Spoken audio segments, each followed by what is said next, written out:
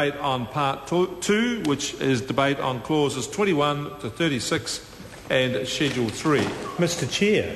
I call Grant Robertson. Thank you very much, Mr Chair. We move now to the parts of the bill that the Labour opposition has significant concerns about, and it is controversial and is making quite a significant change for very important parts of our democratic and constitutional infrastructure. And this particular part 2 obviously deals with the National Library's merger into the Department of Internal Affairs, and part 3 deals with the Archives New Zealand merger. So as we turn to part 2, Mr Chair, I think this is where the Labour Party has the particular concern of why this has been done. And obviously when we come to debate clause by clause, there isn't a clause generally that will answer the question of why, but I do think it's an important place to start our debate.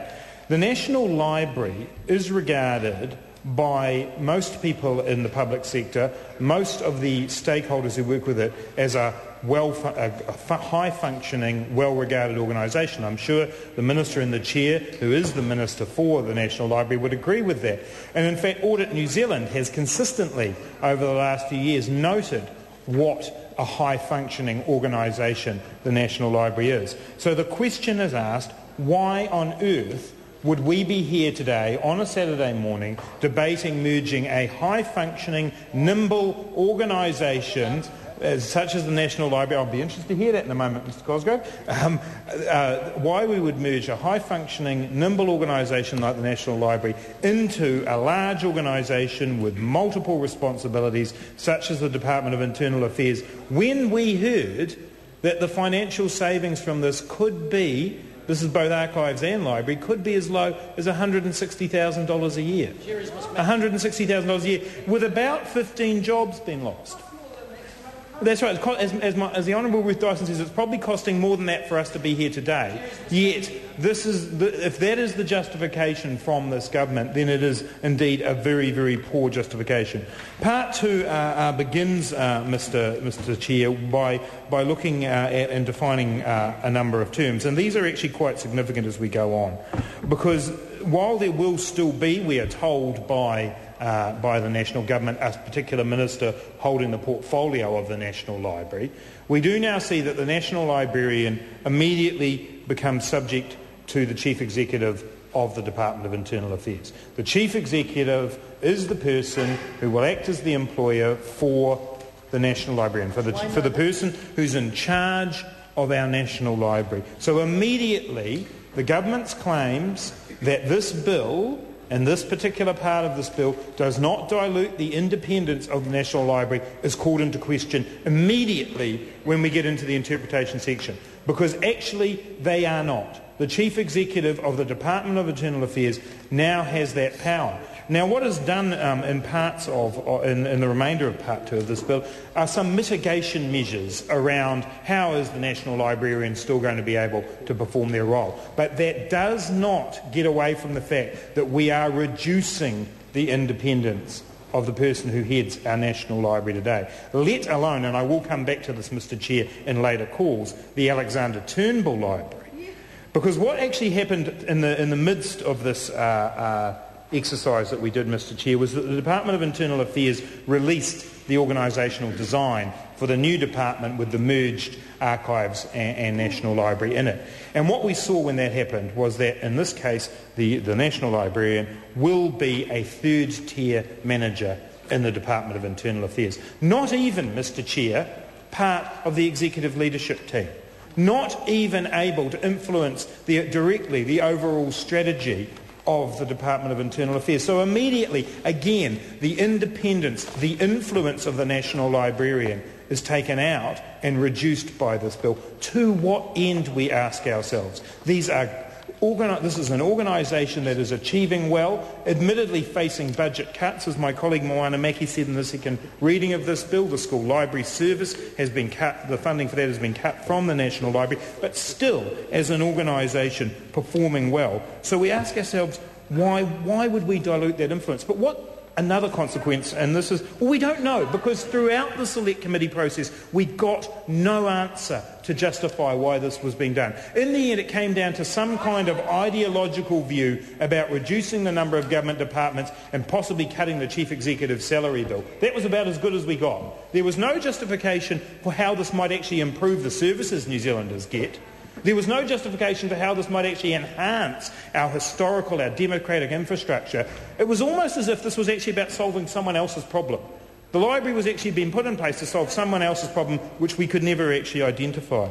But one of the consequences, and this is covered, Mr. Chair, by an SOP, a TypeScript SOP in my name, to amend Section 9, put a new Clause 25 amending Section 9, how we can actually ensure that the National Librarian has some influence. Because at the moment, there's no ability guaranteed, Mr. Chair. I call Grant Robertson. Thank you very much, Mr. Chair. There's no guaranteed ability or access for the National Librarian to the Minister. Now, I'm sure Minister Guy will undertake his job seriously and he will want to talk to the National Librarian from time to time, but that'll be Mr. Guy's prerogative to decide.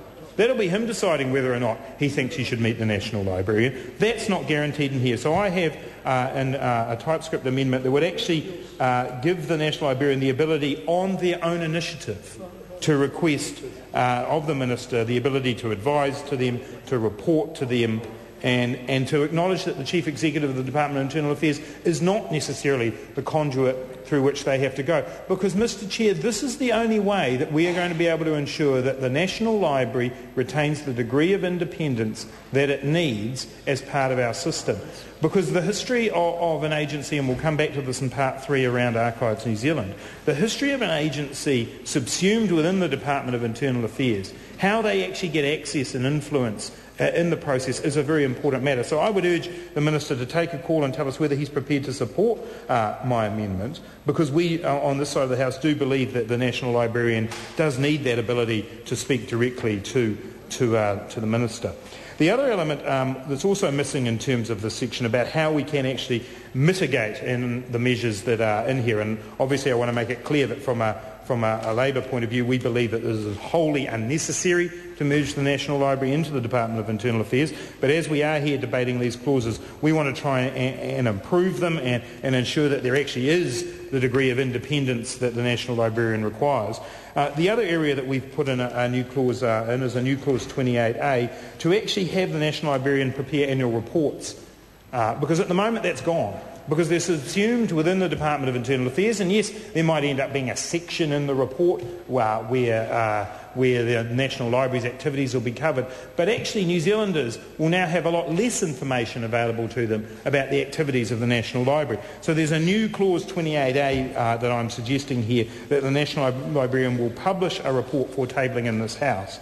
And also that the Chief Librarian of the Alexander Turnbull Library, which, as I say, Mr. Chair, I want to return to in a future call, also has an obligation to prepare such a report. And I think these things are extremely important, because this is the only way that we will be able to know that New Zealanders' faith and trust in the National Library can be reported on in an open manner, because we need to have that within this bill.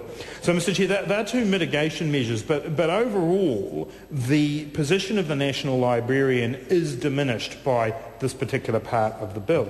And we had submissions in the Select Committee from people such as the Library and Information Association of New Zealand, from the Friends of the Turnbull Library, all of whom came to us and said we need to ensure that the National Library has status, has mana, has influence, has independence. All of these things are actually important. And while the National Library will never make the headlines, the National Library will never be the thing that people immediately refer to at their summer barbecues, it lies at the heart of what it means. Well, Judith Collins will. Judith Collins, I think, quite often at her summer barbecue talks about the National Library. In between talking about Clayton Cosgrove, she talks about the National Library, and that's obviously important for him to do. But the independence of the National Librarian is a subject that New Zealanders should be concerned about. And internationally, The committee was told by officials and by in press reports by the Minister that internationally this represented a reasonable practice. Well, that simply does not bear out from the evidence that we have found, Mr Chair. In actual fact, a national library is regarded in most countries as a key core element